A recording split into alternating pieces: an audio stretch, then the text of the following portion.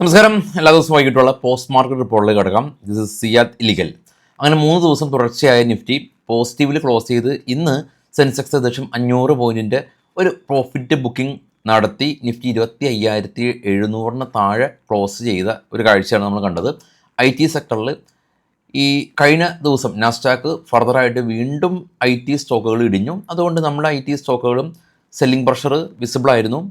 കൂടാതെ ഡിഫൻസ് സെക്ടറിൽ especially Hindustan aeronautic limited company ഇന്ന് നമ്മൾ ഡിസ്കസ് ചെയ്ത ന്യൂസാണ്. തേജസ് മിഗ് ഫൈറ്റിൻ്റെ പ്രൊഡക്ഷനിൽ നിന്ന് പിന്മാറി ഹിന്ദുസ്ഥാൻ എയറോനോട്ടിക് ലിമിറ്റഡ് ഉൾപ്പെടെയുള്ള കമ്പനീസ് ഒരു പ്രോഫിറ്റ് ബുക്കിംഗ് കണ്ടു.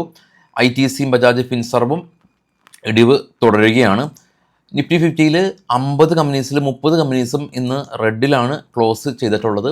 കുറച്ച് ഭേദപ്പെട്ട പ്രകടനം കാഴ്ചവെച്ചിട്ടുള്ളത് ട്രെൻഡും ജോക്കിയുടെ എല്ലാം തന്നെ പ്രൊമോട്ടേഴ്സായിട്ടുള്ള പേജ് ഇൻഡസ്ട്രീസ് തുടങ്ങിയ കമ്പനീസാണ്.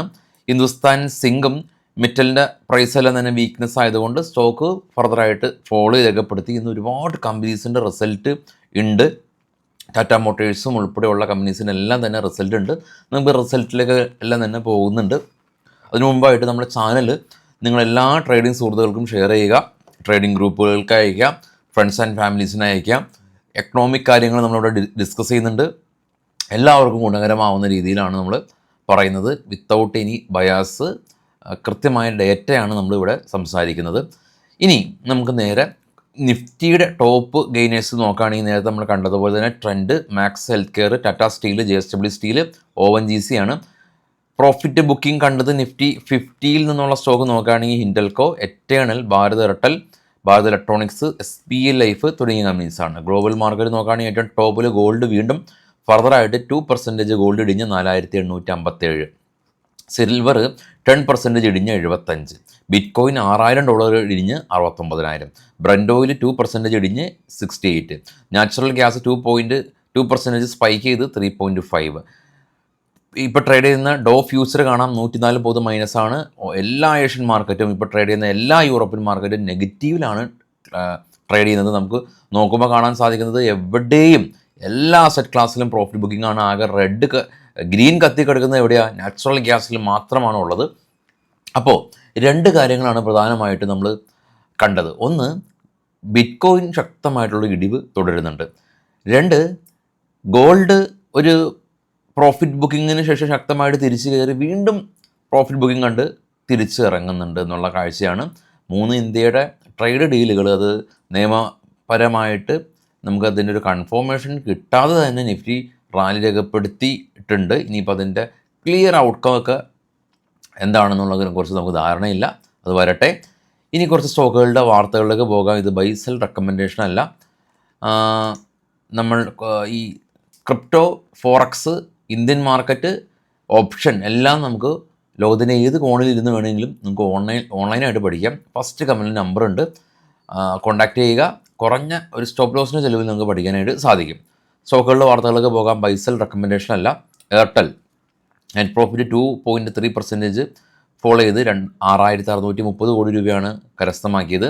6,791 കോടി രൂപ ഉണ്ടായിരുന്നു പ്രോഫിറ്റ്. ഇവരുടെ റവന്യൂ എന്നാൽ 19% ഉയർന്നു. ഇത് പറയുമ്പോഴാണ് ഈ ടെലികോം കമ്പനീസിനെ കുറിച്ച് നിങ്ങൾക്ക് എന്താണ് അഭിപ്രായം? എല്ലാ കമ്പനീസും ഇപ്പം നമ്മളുടെ ഓഫീസിൽ ഏകദേശം ഒരു 6 സിമ്മോളം യൂസ് ചെയ്യുന്നുണ്ട്. മിനിമം റീചാർജ് ഇപ്പോൾ 300 റേഞ്ച് കവിഞ്ഞിട്ടുണ്ട്. വളരെ എക്സ്പെൻസീവാണ് ഇപ്പോൾ മൊബൈൽ റീചാർജ്. നിങ്ങളുടെ അഭിപ്രായം കമൻറ്റ് ചെയ്യുക. ടാറ്റ മോട്ടേഴ്സ് ലോസ് 3,483 കോടി രൂപയാണ് ഈ തവണ. കഴിഞ്ഞ തവണ പ്രോഫിറ്റ് ഉണ്ടാക്കിയ കമ്പനിയാണ്.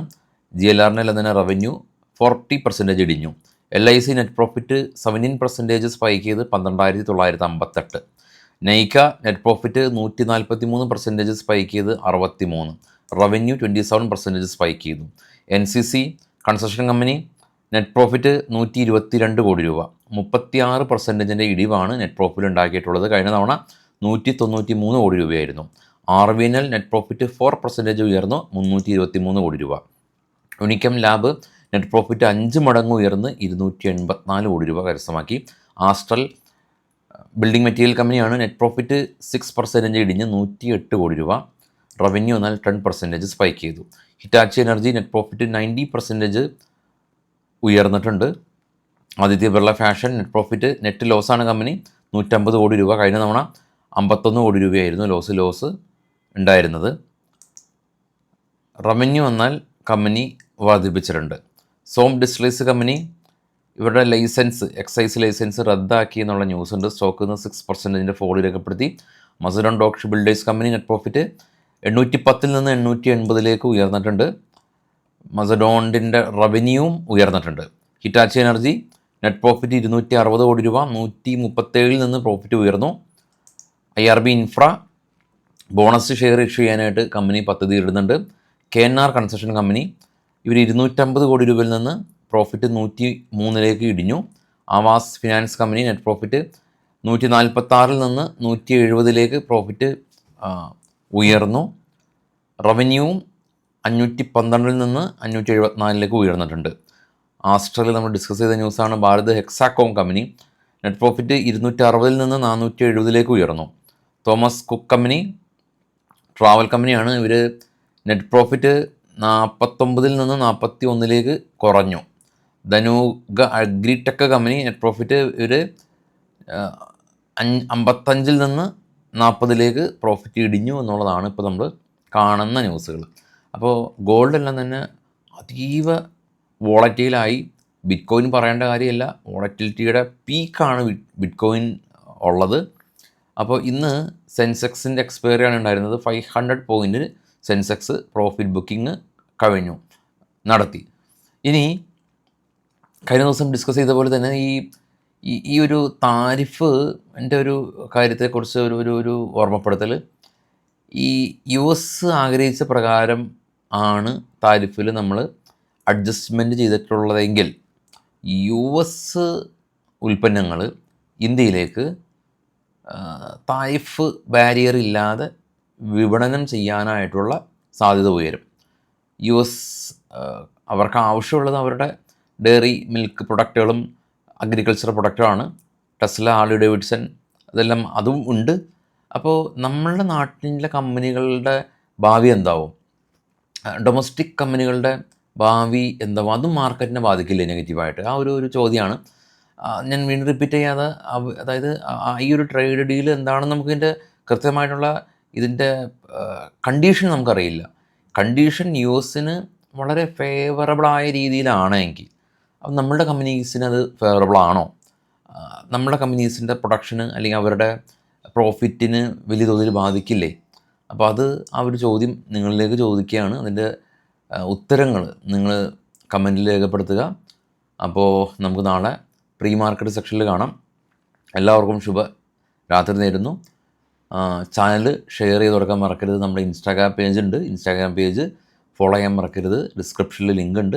എല്ലാവർക്കും ശുഭരാത്രി. വീണ്ടും താങ്ക് യു.